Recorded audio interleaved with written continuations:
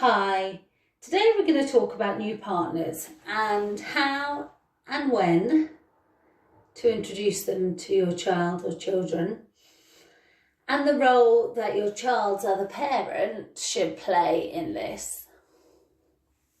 Now, I chose this topic because it's one that many people who are in the process of separating or divorcing will scroll past or disregard and say, oh, this is just an issue for certain people, and if it happens to me, it'll be at a much later date. And I am here to say that everybody thinks in the midst of a divorce or separation that they are never going to get into a new relationship ever again. And so I'm here to tell you that even if you think it's never going to happen to you, it's likely to.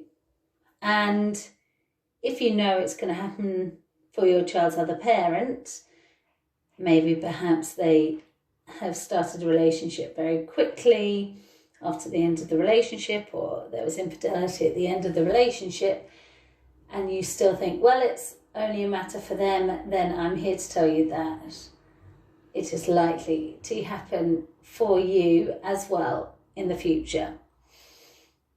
Now, there aren't that many issues that conjure up quite such big emotions and tricky emotions after the end of a relationship than one or both people meeting new partners.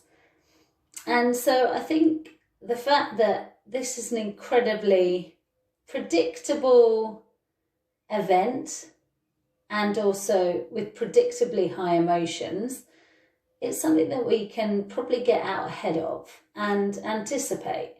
So this is for those people who maybe didn't scroll past but thought, I'll have a listen, but this is not a matter for me now. This is my way of saying, think about it early. Think about it as likely to happen. And let's see what we can do and get out ahead of it.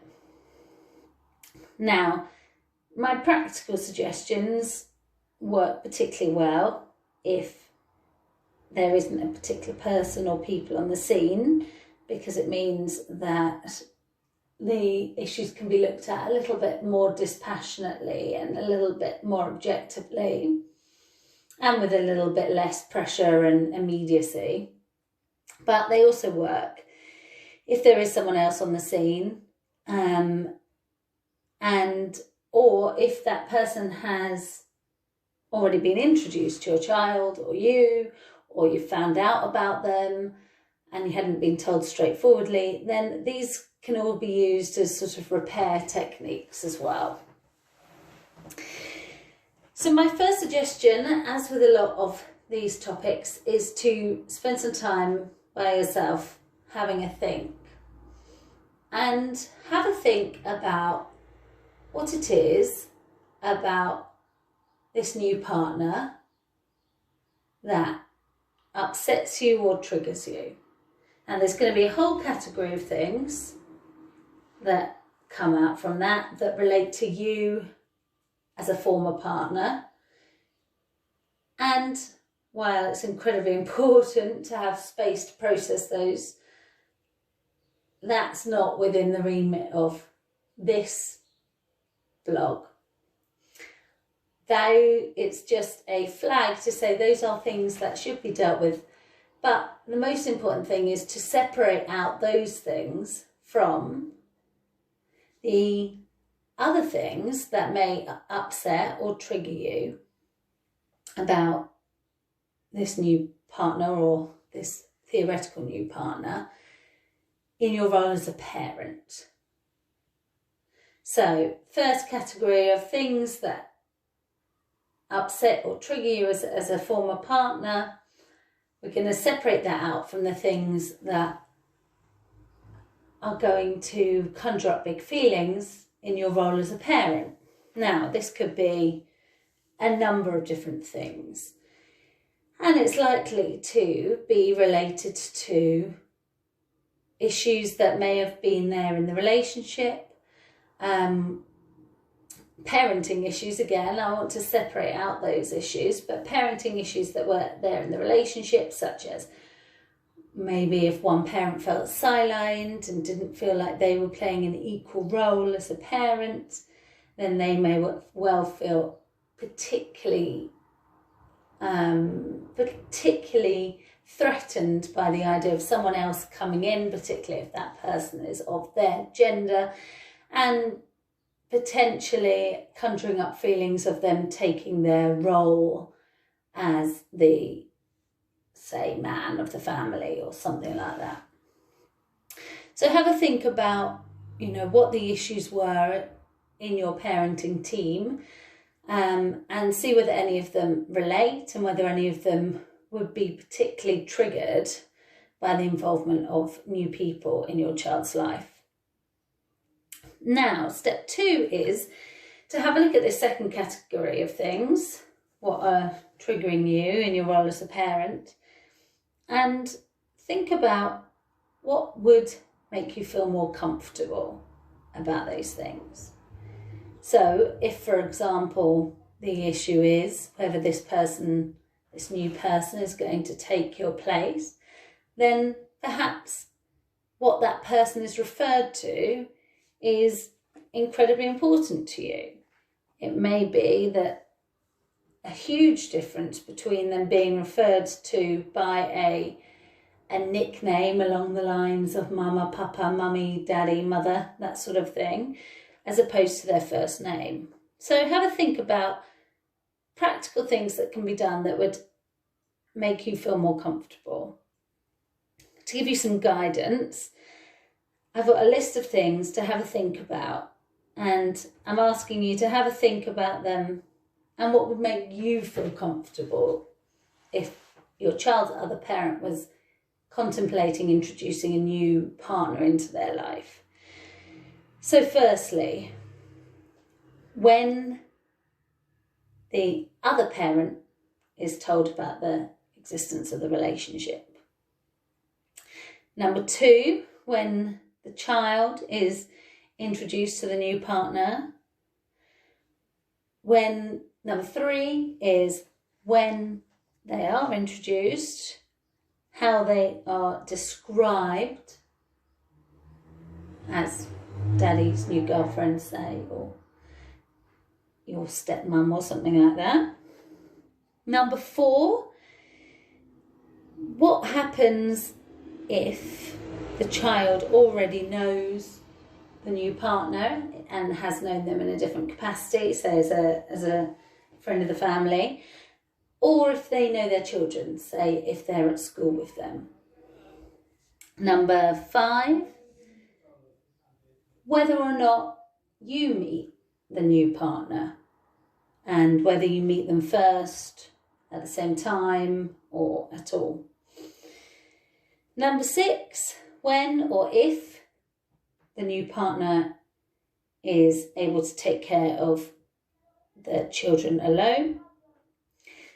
Number 7, any sleeping arrangements in the house where the child's sleeping. And number 8, what surname the child has and whether or not this surname is continued long term. Now, there's no right or wrong answers to these, and what you've done, hopefully, if you've done that exercise, is come up with things that you would feel most comfortable about. And it's no guarantee that what makes you feel comfortable would make your child's other parent feel comfortable. And so if things are on good terms between you, you may ask them to do the same exercise. And then you can bring those two things together and see whether they are similar or completely different. Now, if they're similar, that's very easy, because it could be that the two of you make commitments to each other that you can agree that some of these things will be dealt with in a certain way. So, I gave you 8 things there, but say you can agree 4 things, the important ones: surnames, when they're introduced, and whether or not you meet them, say, and if they take care of the children alone.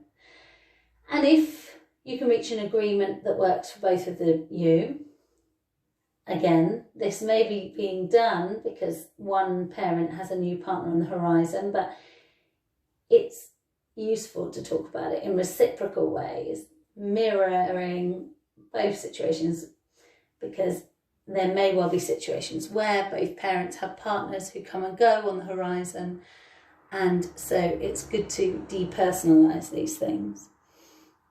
But even if you can't reach the same agreements, say one of you feels really strongly about meeting your child's other parent's new partner, but your child's other parent doesn't want to meet any new partners that you may have, you don't have to agree the same things. It's just about finding some things that you're comfortable with, and you can agree different commitments to one another. So in that example, you can say, please can you introduce me one-to-one to any new girlfriends you have before our children meet them. And you can say, and I commit that if I get into a new relationship and you don't want to meet them, then I'll be discreet and I will keep out of the way and I won't go to our local at the time that I think you might do. But it's about making commitments to each other to try and avoid difficulties further down the road. And lots of people say at this situation, well, you know, it's not their business, but that's not the key to this. The key here is to being able to acknowledge that you both want the best for your children. You may disagree on what's best for your children, but if you can make a commitment to one another to best take care of your children in this situation, then you will hopefully avoid disagreements, which ultimately we know exposure to conflict like that is detrimental to your children. So you can write them down, send it an email, or have a conversation about it. And finally, what I say is, you know, if you are dealing with these things ahead of time and being incredibly diligent and talking about theoretical new partners, then it might find that things actually are different down the line when one of you does meet someone new.